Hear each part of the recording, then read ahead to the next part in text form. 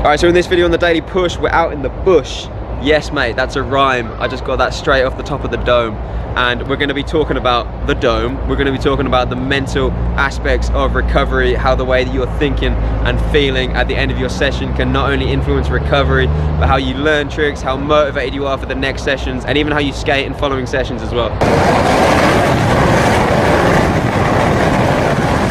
Okay, so to understand how the mental realm can influence recovery, we need to talk about the control center of so many physiological processes in your body, the autonomic nervous system, which is split up into two different parts. You've got the sympathetic or the fight or flight system, which is basically just going to prepare your body for a load of stresses, for any kind of action. It increases your heart rate, it gets more blood flowing to your muscles, slows down digestion, just basically gets a load of energy ready so you can do things like running from a lion, something that we do a lot, skating, exercising, any kind of stress. And this can also include mental stresses as well. So mental stresses trigger it in the same way. So, you know, if you got beef with your boss, or if you get spanked by a scooter kid, for example, it's going to trigger that. It's going to trigger that fight or flight in the same way. And on the other hand, you've got the parasympathetic or the rest and digest system, which, like it says in the name, this one is going to be used for digesting food. It's going to help you recover, help you repair any kind of damage after your sessions. And this one's triggered when you're just kind of chilling, when you enter into a relaxed state. So like I just said, mental stress can also trigger that fight or flight system. And that means that if you even finish your session, but you're still like stressing about a trick, stressing about the fact that you got snaked thousands of times, then you're going to be still stuck in that fight or flight mode, and that's going to slow down recovery and stop you from recovering as good as you could. So it really doesn't matter how you enter into chill mode, as long as you just kind of get relaxed both physically and mentally.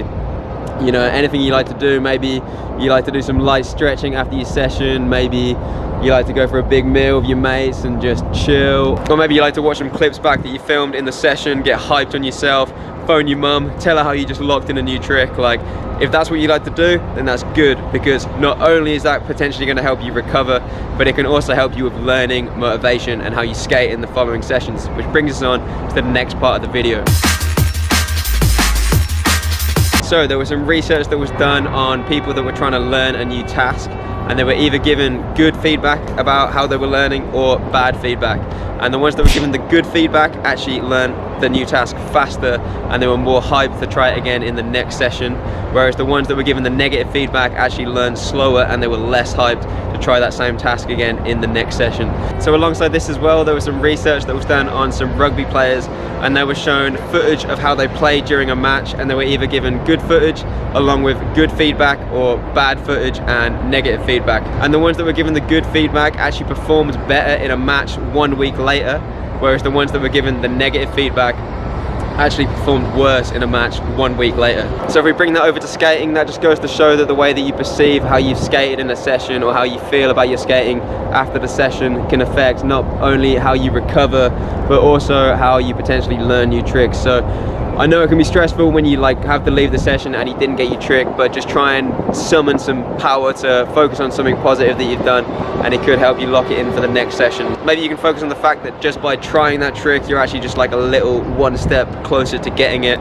Or maybe you can get hyped over the fact that you pushed yourself past the fear of trying a trick, and yeah, maybe it can help you lock in that trick better for your next session and make you skate better in the next sessions as well. That's it for this one. So subscribe to the channel for regular videos that are going to improve how you skate, how you feel when you skate, and there we go.